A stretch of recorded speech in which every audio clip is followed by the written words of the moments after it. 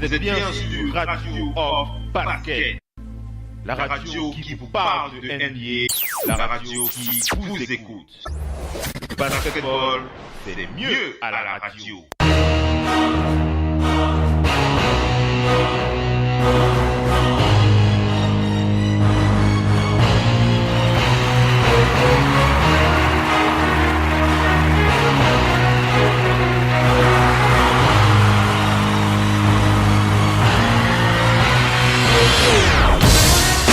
Allez les amis, on attaque avec la deuxième partie de ce talk show.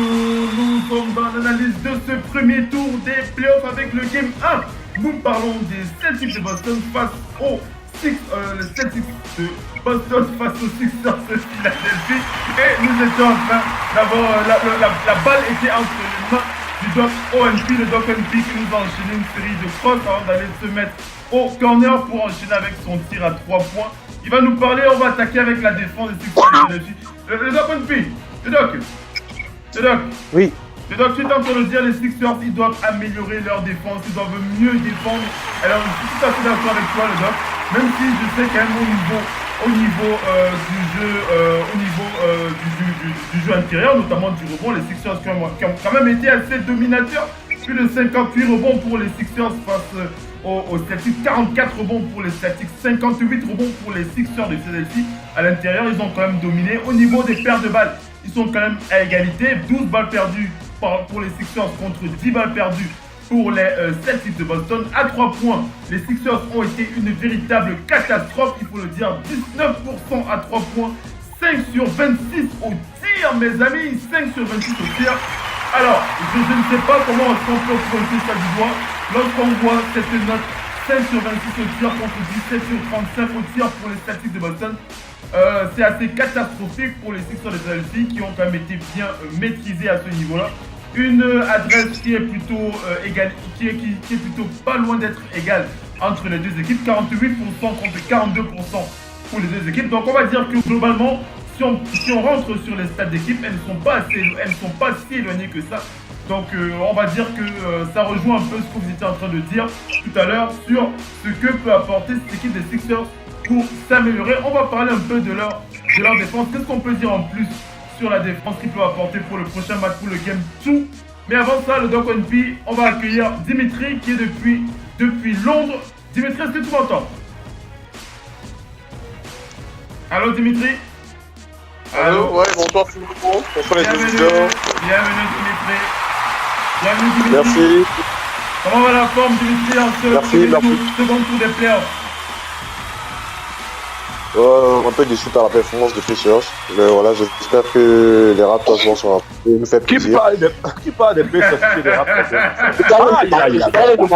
C'est bien Dimitri, c'est bien. J'ai toujours dit que la drogue que ce gars fume là-bas, ce n'est pas normal. Tu vas nous parler des Pacers, tout aussi qu'on en parle quand même, c'est pas l'heureux Pacers qui ont quand même fait du bon boulot. On va en parler, j'attends les gens qui rigolent derrière. On va d'abord écouter le Doc ONP qui était sur les Sixers.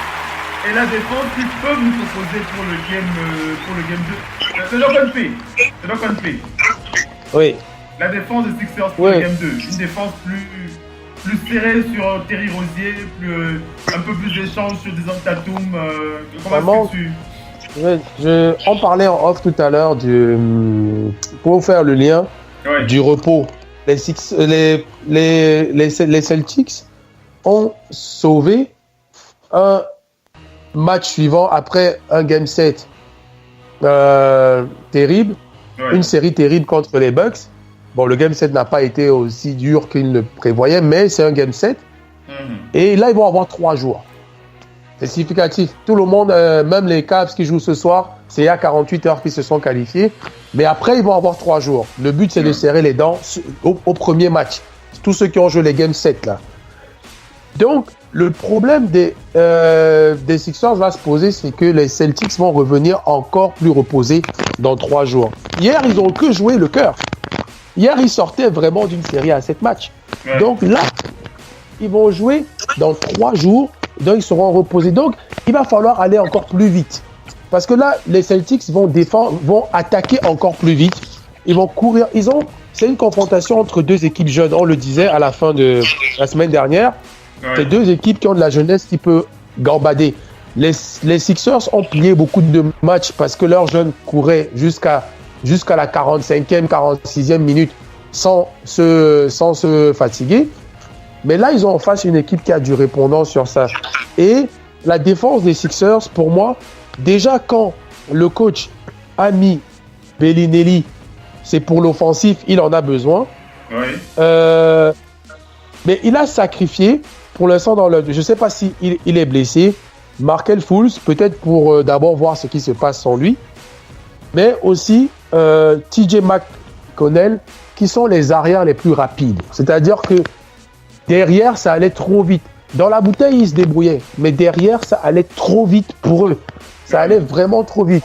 Est-ce que pour lui, il va falloir mettre à un moment donné des gens comme McConnell qui physiquement, c'est un vrai pou. Il me rappelle un peu l'autre des Bucks, un de la Vedova, dans ce genre un petit peu. Est-ce qu'il va falloir mettre ce genre de joueur pour essayer de tenir la cadence? Je n'en sais rien. Moi, je dis juste que sur les simples pick and roll, sur la communication de switch, sur la communication de qui switch, qui ne switch pas, à quel moment on complète. Est-ce qu'on aide côté ballon? Parce qu'ils sont allés aider côté ballon. 3 fois le ballon a été renversé de l'autre côté. Et on apprend ça au Cadet France ici. On n'aide jamais côté ballon. On apprend ça au Cadet France. Après, ce sont des pros. Mais des systèmes défensifs, c'est ce qui fait gagner des titres. On a toujours dit l'attaque fait gagner des matchs, la défense fait gagner des titres.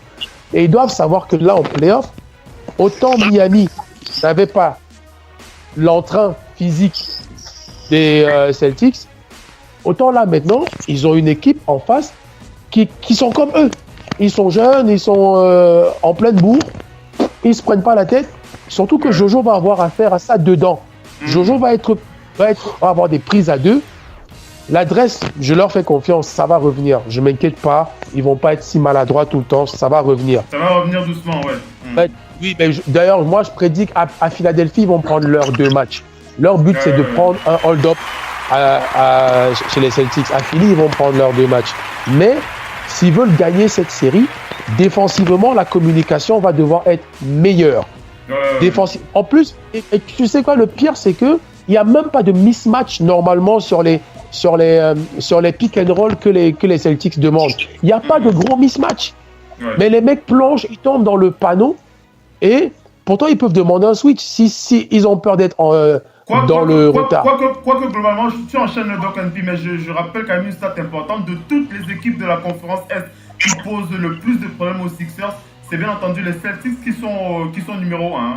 C'était l'équipe qui les ont le plus emmerdés au courant de la saison. Vas-y, enchaîne. Vas-y. Effectivement, c'est l'équipe qui les a le plus emmerdés, mais l'équipe est en plus amputée de quelques joueurs. Voilà. Mais là, ils ont des jeunes qui jouent l'entrain. Devant leur public, ils jouent au Garden. Peut-être que ces jeunes, leur premier playoff au Garden, ils sont arrivés aussi impressionnés. Qu'est-ce qu'on en sait? J'ai vu un analyste dire ça, que la première fois que tu mets tes pieds au Garden, même Michael Jordan n'a jamais éliminé ces mecs-là au Garden. Même LeBron James a souffert dans ce stade. Donc, à un moment, peut-être que leur premier match, ils sont reposés trop longtemps et ils n'ont pas pris le rythme, ni leur adresse. Ça se dit au second match, on va avoir des Sixers qui vont nous mettre 120 points. De toute façon, pour gagner leur match, ils doivent être entre 115 et 120 points. Ils l'ont réussi à mettre moins contre Miami parce que Jojo est revenu au Game 3 et que quand il mettait moins, Jojo aidait en défense. Parce que ça se jouait dedans contre Miami, entre Johnson plus Whiteside, il les a calmés. Sauf que Jojo ne peut pas calmer Horford et Baines pour le moment. Oui. Et je n'imagine même pas si Monroe rentre dans la rotation, on ne sait pas s'il est blessé ou pas. Ça va être une nouvelle bagarre. C'est 2 problèmes différents, puisque Baines il est surtout là pour l'empêcher de scorer et Horford il est là pour scorer. Mais le gros problème qu'ils ont eu, c'est que Baines, il a quand même scoré. Baines, qui avait prévu que Baines mette à 3 points dans ce corner. Il a prévu que ces mecs à tirer en confiance et mettre des paniers. Après, c'est difficile, l'entrain. C'est pour ça que maintenant, ils ne se prennent plus la tête. Je pense qu'on les a un peu oubliés. Ils se sont dit, on nous oublie, on va jouer, on joue chaque match, on prend 1 à 1. On peut le faire. Et ils ont le meilleur coach de la ligue aussi qui les lead un petit peu. Mais la dernière stat que je sors, c'est Ben Simmons hier. est à 54,5% au tir. C'est bien. Je pense qu'il aurait même plus tenté, mais il a 54. Jojo est à 57,1. J.J. Redick à 53,8. Mais là où ça commence à descendre, il est à Sauva à 22%, Bellinelli 33%, Corvington 0%. 0%, c'est-à-dire qu'il a tout raté ses tirs. Ouais. Corvington a Quand tu es un bon tireur, c'est le cas, Simon. Oui, effectivement, ce que je me dis, c'est que Corvington est... Qui fait que ces mecs mettent 120 points? Jojo, même quand il met 20 points, ils arrivent quand même à 120 points. Hein. Jojo n'a pas besoin de mettre 30 points en cette fin de saison. Parfois, il en met même 15. Mais l'équipe met 120. Ouais. C'est ceux qui marquent d'habitude. Parce que Jojo... Voilà, Redick a même fait une partie du boulot. C'est Bellinelli, Corvington, il est à Sauva qui apporte en plus. Les autres ont fait leur job. Ben Simmons, 18 points, c'est son quota. Il a peut-être fait moins de passes décisives parce que les autres n'ont pas marqué. Une passe décisive est comptabilisée décisive quand le mec qui la reçoit marque. Yep. Donc Ben Simmons n'est qu'à 6 passes décisives. C'est pas de sa faute sur ce coup. Donc, ça va passer par de la défense. Si le jour où ils ont une panne, ils vont devoir savoir défendre. Ça va être chaud de toutes les façons. Bon, est-ce que tu réagis à ce que le doc a dit? Sinon, on va enchaîner avec Dimitri. Non, bonne conclusion. Il a bien évalué sur tous les points. Il a bien évalué. Oui, en gros, enfin, c'est comme ça rattrape un peu ce qu'on disait tout à l'heure, non? En dehors des gars qui boivent le vin dans le film de drogue, viennent parler de ce que c'est. Alors, on va faire un petit tour de table sur ce qu'on attend pour ce Game 2 de la part des Sixers pour toi. Je pense que c'est plus les Sixers. Qu'est-ce que tu attends d'eux pour le Game 2, Mopo, précisément? Moi, j'attends que le coach se wake up et qu'il réalise qu'il n'est plus en saison régulière, il est en playoff. Parce qu'en fait, regarde bien la caméra sur le coach. Le coach, il n'est pas... Tu sens que c'est pas un habitant. Il était habitué à être assistant coach ailleurs.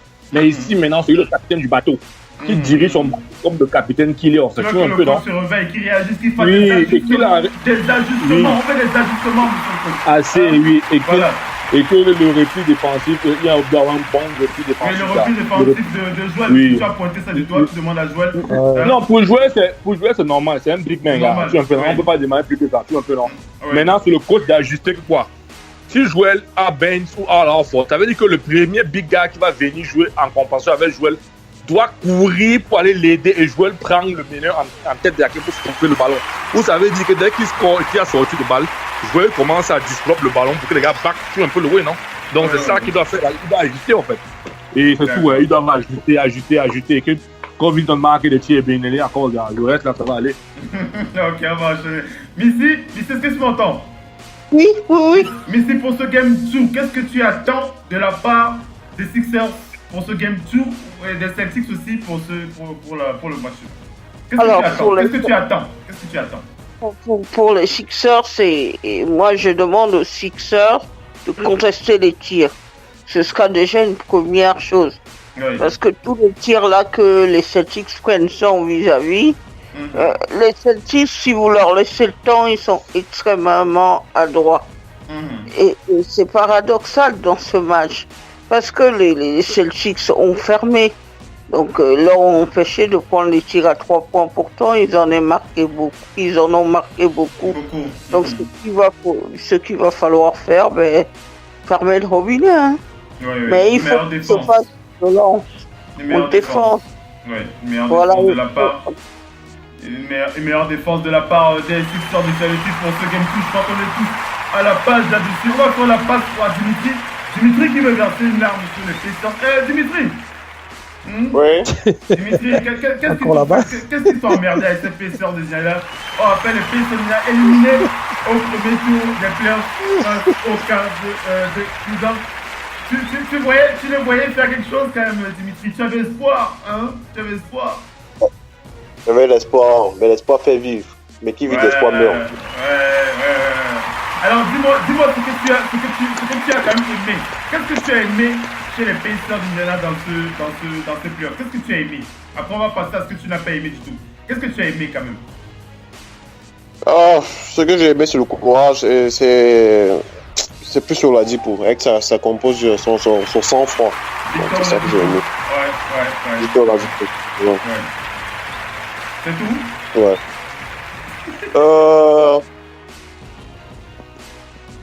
Pour être honnête, c'est beaucoup plus cet aspect-là qui était le plus marquant.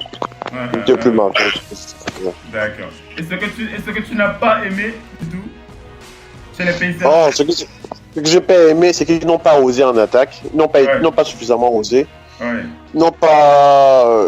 Sur le pick and roll, ils ne posaient pas les écrans pour libérer les tireurs. Ouais.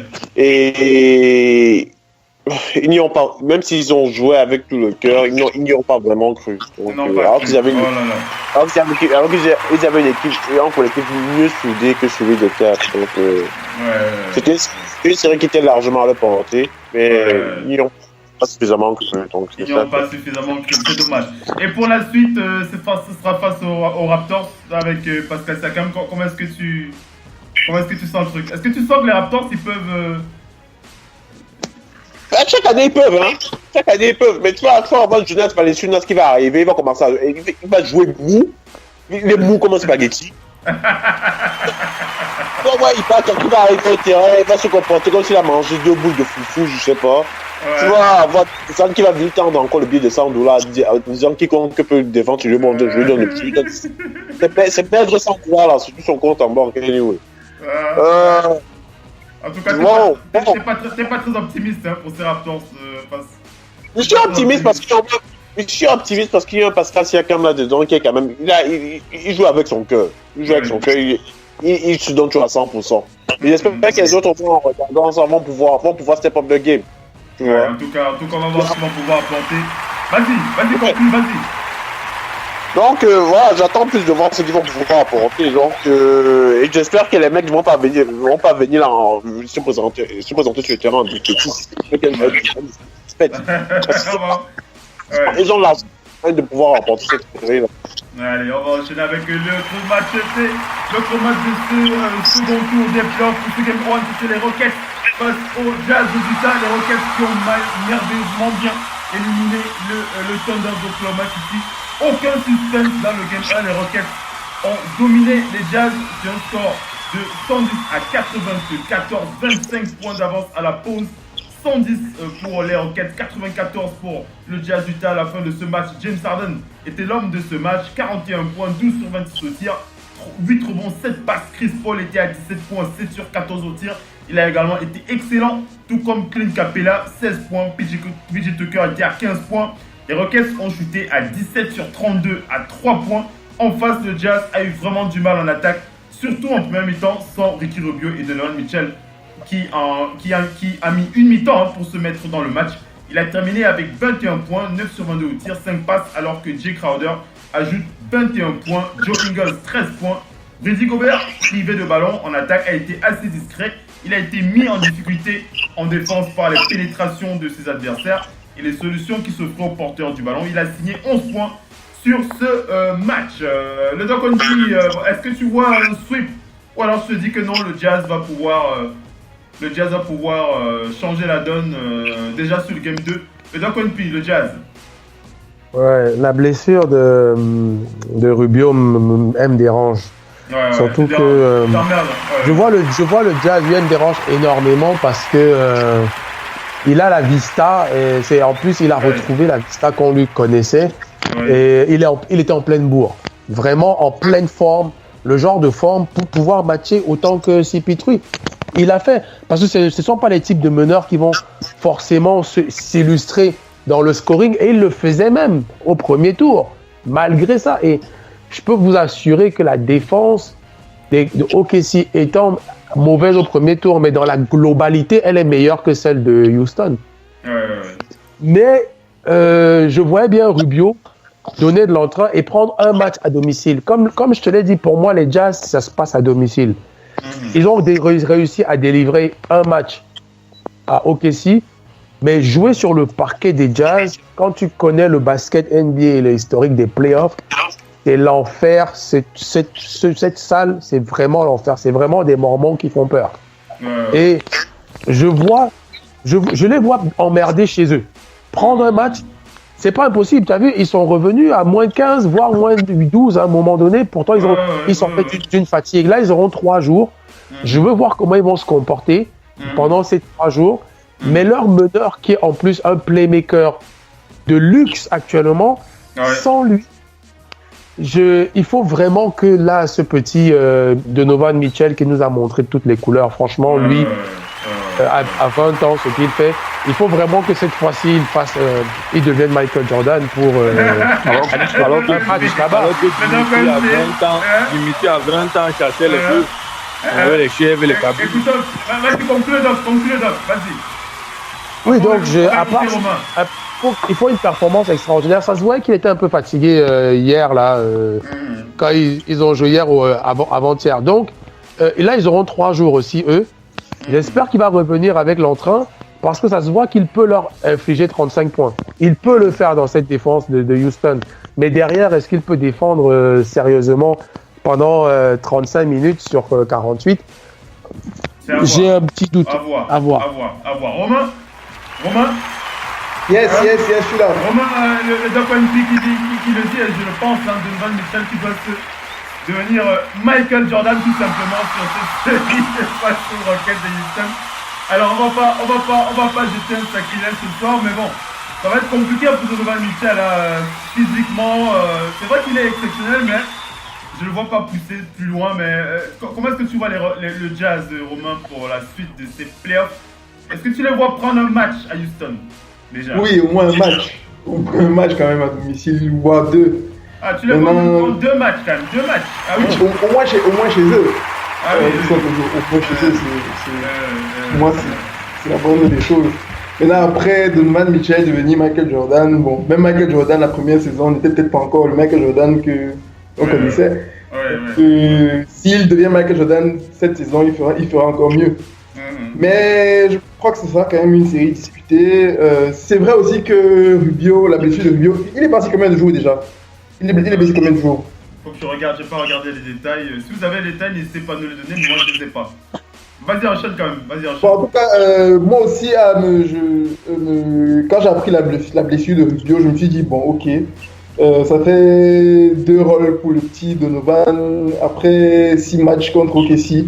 Bon, les 3 jours, je suppose, les 3 jours qui vont venir vont leur faire du bien, donc j'attends de voir le match 2, voir comment ils vont se comporter. Mais je pense que ça va se discuter déjà le match 2, et puis après, en fonction de peut-être on aura... Moi personnellement, j'aurais plus de... D'accord, il n'y a pas de souci, c'est normal. On va voir comment ils vont se comporter. Comme tu le dis si bien. Bobo! Yeah, mon homme. Bobo, est-ce que toi tu vas le sweep ou bien tu vas le Jazz quand même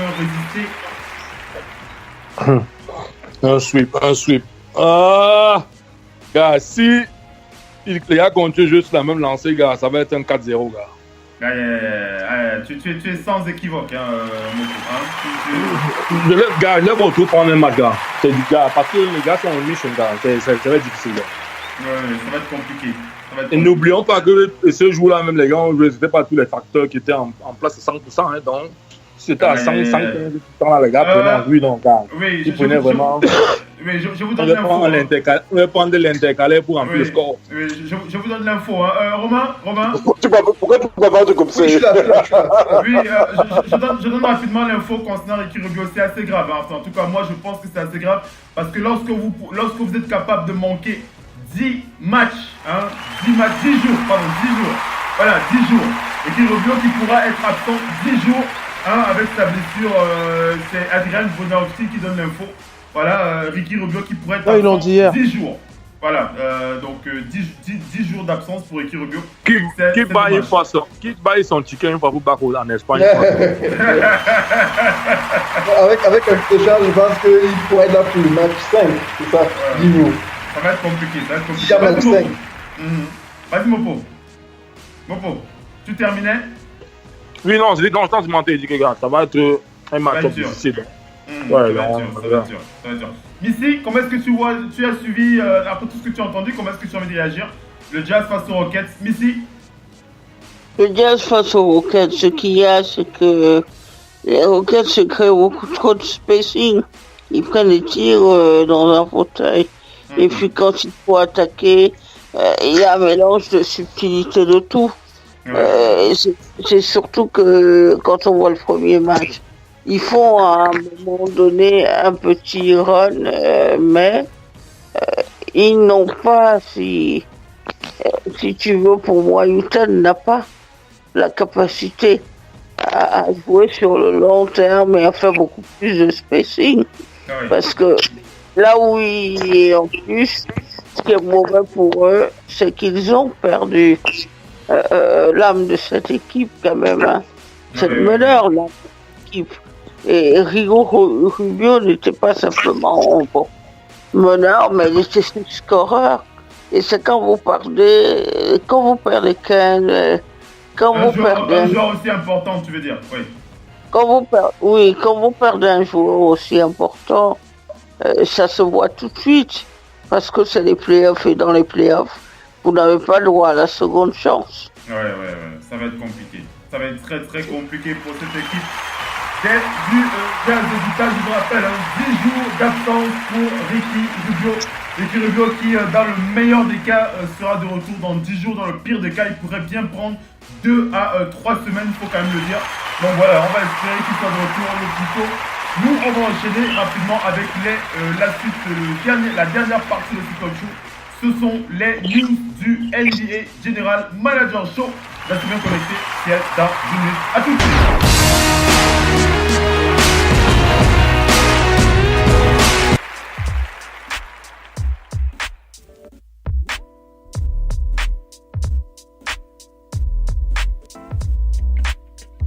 Radio, off, basket, la radio numéro 1 pour tous les fans de basket francophone à travers le monde.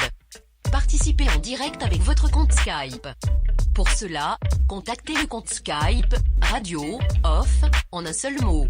Réagissez sur Twitter avec le hashtag, radio, off, basket. Saisissez votre commentaire sur notre page Facebook. Contactez-nous par mail à l'adresse info@radiooff.net. Envoyez-nous un SMS au numéro de téléphone 0044 740 570 45 65. Une seule adresse internet www.radiooff.net. Vous êtes bien sur Radio Off Basket, la radio qui vous parle de NBA, la radio qui vous écoute. Basketball, c'est les mieux à la radio. Now, decide not to use it. Curry, way downtown. Bang! No. Anthony for three. Bang! In your face, all over the place. We're online 24/7. 24/7. You're listening to the hottest internet station. Radio Hall of Fame Basketball. The first NBA radio for all the fans around the world. Radio Hall of Fame Basketball. We talk about NBA. We talk about passion. We are your radio.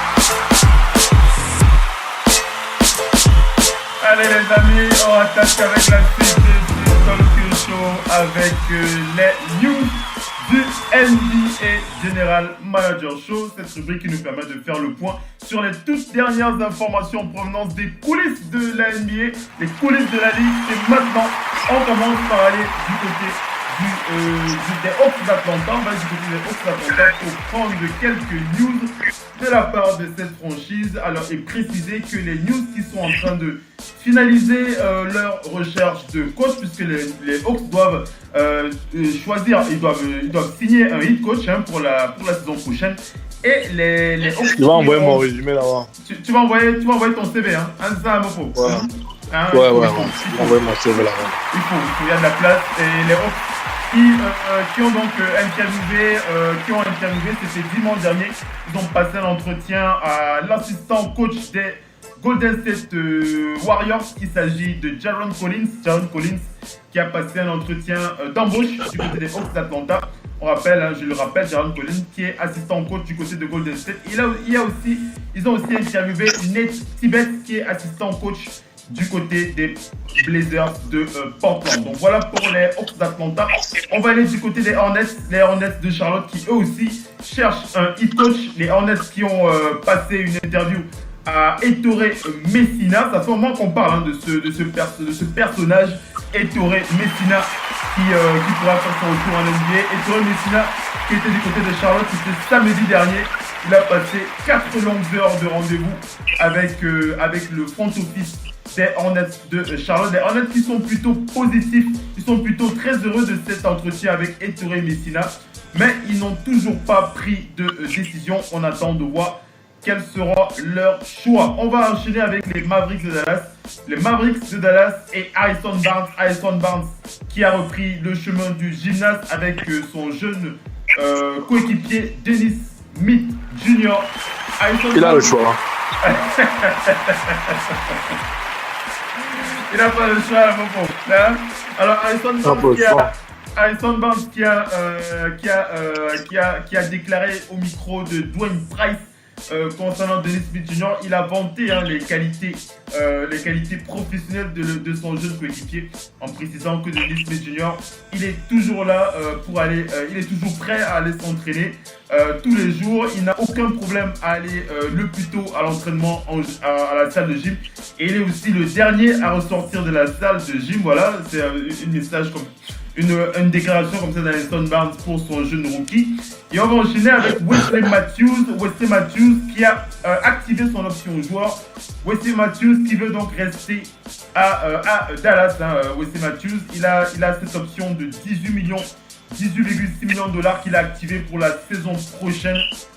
Wesley Matthews qui a déclaré: il n'y a pas beaucoup d'endroits comme les Mavericks de Dallas pour jouer au basket dans une ambiance où tout le monde prend soin de tout le monde. Voilà, Wesley Matthews qui vante vraiment le mérite qu'il a d'être dans cette franchise des Mavericks de Dallas. Il dit le seul problème c'est de n'avoir pas pu jouer les playoffs, mais il sait que l'organisation va faire ce qu'il faut pour faire ce qu'il y a de mieux pour la saison prochaine. Moi je pense plutôt qu'il est aussi près de ses sous. Ça c'est plutôt pas mal.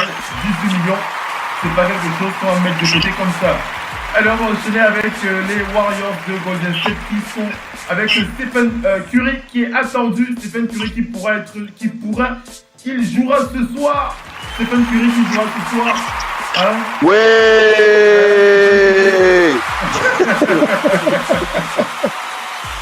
Et donc, est-ce que tu attends Stephen Curry ce soir face aux Pelicans? Et donc, on rappelle, hein, oui, mais moi, je l'avais prévu parce que à l'expérience, ils savent que c'est ce soir qu'ils tuent la série. Ouais. Et que le game 1, beaucoup disent qu'ils ont dominé, mais non. Il y a eu aussi des maladresses de Drew Holiday qui ratait des lay-ups. Il y a eu, quand tu vois que Anthony Davis ne met pas 25 points, alors qu'il attend 35-40. Donc, ce soir, ils vont pas courir de risque. Il est prêt je pense qu'il est prêt depuis quelques jours, mais il voulait voir déjà au Game 1 comment ça se comporte. Et que s'ils le mettent, c'est qu'il est prêt. Et que vaut mieux le mettre là. Beaucoup se disaient qu'ils vont attendre de gagner d'abord, de voir où ils gagnent. Non, un avantage à domicile comme celui-là, vaut mieux tuer l'équipe. Parce que s'ils gagnent ce soir, ils prendront un des 2 matchs à la Nouvelle-Orléans. Ça, c'est clair, ils ne perdront pas 2 fois d'affilée là-bas. La série se joue ce soir. La série est en train de jouer, donc je pense qu'ils vont la tuer. Et je vois même un Curry à plus de 25 points déjà d'emblée de jeu. Il y a Stephen Curry qui sera de retour ce soir. C'est celui qui a déclaré. Il a déclaré tout à l'heure, il a dit ce n'est pas que j'en avais marre de rester sur le banc pendant 5 semaines, mais c'est tout simplement que c'est mon objectif de jouer ce soir. Stephen Curry qui annonce la couleur. Ça va être chaud. Quelqu'un veut réagir sur Stephen Curry si on enchaîne? Allez, je vais enchaîner avec la suite. Alors, il y a un autre joueur du côté des Warriors qui, alors on va pas dire qu'il est tout feu tout flamme, mais c'est un joueur très très important de la rotation des Warriors de Golden State. Il s'agit de Sean Livingston, qui est un autre de ces facteurs X de la part des Warriors. Kevin Durant qui a déclaré sur Sean Livingston, il a dit il nous apporte beaucoup. Sean Livingston, c'est un joueur qui non seulement peut défendre, mais aussi il apporte beaucoup de choses qui ne se voient pas sur la feuille de stats. C'est un joueur qui a beaucoup d'expérience. C'est un joueur qui a déjà été champion, qui sait ce qu'il faut pour être champion. Donc son expérience nous aide énormément. Il a une très grosse intelligence de jeu et c'est une combinaison qui est fatale pour nos adversaires. Voilà, comme c'est une belle déclaration de Kevin Durant, Sean Livingston et Steve Kerr qui a dit Sean Livingston a été fantastique pendant ses playoffs. Et c'est vrai, hein. C'est vrai. Sean Livingston a été fantastique pendant ses playoffs. Il y a lui, en l'absence de Stephen Curry, lui et André Iguodala sont les joueurs qui jouent le rôle de relais avec le coaching staff. Sean Livingston qui est là pour apporter sa patte. Dimitri, tu apprécies aussi Sean Livingston, Dimitri. Oui, Sean Livingston, c'est le facteur X des Golden State Warriors dans leur réussite. Hein. Vous voyez très souvent quand Stephen Curry se retrouve au banc, le mec il arrive derrière, il assure, même s'il n'est pas toujours présent à 3 points. Ouais. On est sûr au moins qu'à la main ou bien à la baguette, il assure toujours. Il assure toujours le jeu. Donc. Il va apporter. Il apporte toujours quelque chose. C'est ça. Donc ce qui va faire que quand Curry se retrouve au banc et que Sean Livingston monte là, et le rythme du jeu ne change pas tellement. Si ce n'est peut-être que les attaques de Curry et ses incursions sont un peu absentes, mais comment on dit ça, c'est aussi une autre âme du jeu. Hein. C'est clair. Curry peut être absent. Ça ne pose pas trop de problème. Si Sean Livingston est absent, attention, hein. Attention, parce que là, si c'est pas de ce que le soutien va venir chez les Warriors, c'est ça un peu. En tout cas, c'est clair. Sean Livingston qui va beaucoup apporter, qui apporte beaucoup à cette équipe des Golden State Warriors. On va aller du côté du Heat de Miami avec quelques déclarations de Pat Riley. Pat Riley, hein, le propriétaire de cette équipe du Heat de Miami. On va lire donc quelques-unes de ses déclarations. On a hâte de voir ce qu'il en est de la suite avec le Heat de Miami. Pat Riley qui a déclaré concernant Dwayne Wade. Alors, on se pose tous la question, est-ce qu'il y aura est-ce que Dwayne va encore jouer la saison prochaine ou alors est-ce qu'il sera sur le banc? Pat Riley a déclaré, il a dit, j'ai eu une très belle conversation avec Dwayne Wade vendredi dernier, mais concernant son retour la saison prochaine, nous n'en avons pas parlé. Je n'aime pas parler de ce sujet avec les joueurs qui sont sur le point de prendre leur retraite, mais lorsqu'il y aura lieu de parler de son retrait ou alors de son engagement, on fera le point là-dessus. Mopo, Dwayne Wade, il devrait dire bye bye ou tu sais Dwayne Wade encore? Non, je pense qu'il doit jouer une dernière saison. Hein, il encore. S'il peut encore faire la méthode Koué avec Gabriel Union, pourquoi pas? Le plus important, c'est d'encaisser encore un peu d'argent. Il y a quoi? Combien manger, c'est combien de millions de dollars là-bas pour faire son farewell toute une saison. Laissez du le ça parle de farewell, gars. Il a, pour moi, n'oublions pas, il n'a pas gagné 6 départs ou ses 6 points comme les gars, mais il a donné tous ses meilleures années de sa vie. Ses genoux, ses chevilles, son dos. C'est à Miami. Il a le droit de décider quand il veut partir. Donc la décision est de prendre. Il a encore une saison. Farewell, on doit monter même l'argent, oui. Oui, il en a besoin. On doit mettre la statue de Dwayne Wade là-bas à Miami. Oh là là. Bon, donc, le farewell tour de Dwayne Wade, c'est pour la saison prochaine. C'est donc. Mais même pas un farewell, il peut encore jouer. Pourquoi il jouerait? Il peut même pas, c'est même pas sa dernière saison, la saison prochaine. Moi aussi, je pense. Mais il n'est pas. Après, s'il veut être le joueur qui flambe, il ne flambe plus depuis. Mais il est important dans les moments clés, il apporte dans l'équipe. Il flambe plus depuis. Ça fait 2 ans que Dwayne Wade n'est plus le flambeur qui va nous mettre 25 points tous les soirs. Non, ça fait longtemps, mais il apporte énormément encore. Il apporte énormément pour le temps de jeu. Il joue intelligemment. Et je peux te dire que les Cavs sont en train de regretter amèrement de l'avoir fait partir. C'est les moments comme ça qu'ils seraient parmi les favoris. Avec Wade actuellement, là, ils sont même pas. Toronto tremble. Parce que il peut apporter énormément encore. Sans forcément jouer 35 minutes. Il n'en a pas.